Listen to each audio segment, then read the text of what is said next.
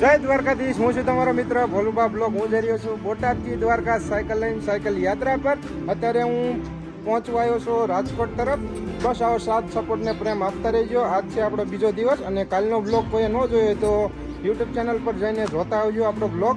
અને બસ સબસ્ક્રાઈબ કરી લેજો અમારી યુટ્યુબ ચેનલ. અને દ્વારકાની ઠેઠ લગીની અપડેટ તમને આ યુટ્યુબ ચેનલમાં મળી જાય છે.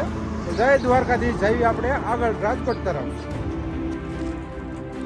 તો આપણે રાજકોટ અહીંથી છે 27 કિલોમીટર અને વાગી રહ્યા છે સવારના 7. અને મેં કીધું હળવું આપણે સાયકલ ચાલતા રહીએ તો એટલે પહોંચી જવી વહેલા શકે, તડકો બડકો ન થાય તે પહેલાં પહોંચી જવી. એટલે અમારા વરુણભાઈ પણ આગળ જો સાયકલ આગે છે. તો આપણા વરુણભાઈને ઘડીક ચાર્જિંગ ખૂટી જાય છે. પાવર બેક અને આપણો કોડ વાયર આપી દીધો છે વરુણભાઈને. અને રાજકોટ તો હજી ઘણું દૂર છે પણ ધીરે ધીરે ચલાવીને પહોંચી જાય છે. તો ફાઇનલી સવારના વાગી રહ્યા છે 8:30 અને નાસ્તો કરવા બેસી ગયા છીએ અમે.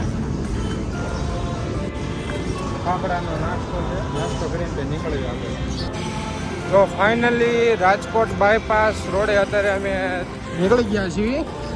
અને અહીંથી 10 કિલોમીટરનો ફેર પડે છે એટલે આપણે અહીંથી સાયકલ ચલાવી બાયપાસ રોડે. તો ફાઇનલી રાજકોટ સિટીમાં આપણે પહોંચી ગયા છીએ. હું ને આપણા વરુણભાઈ પણ. અને જઈએ આગળ હળવું સાયકલ હાથ કરી, કારણ કે તડકો બહુ છે અને વાગી રહ્યા છે 3. તો ફાઇનલી અત્યારે અહીંયા આપણે હોલ્ડ કરી નાખ્યો હતો અને આપણા ભગતભાઈને ખવડાવ્યા વડાપાવ અને લચ્છી પણ પાઈ.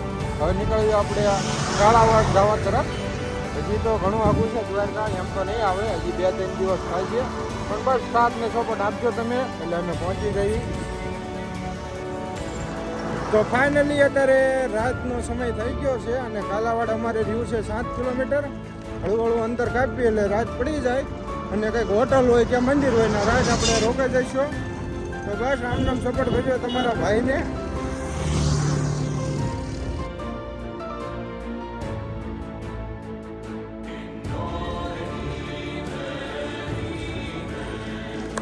તો ફાઇનલી અત્યારે રામદેવ પીરના મંદિરે રોકાઈ ગયા છીએ અમે.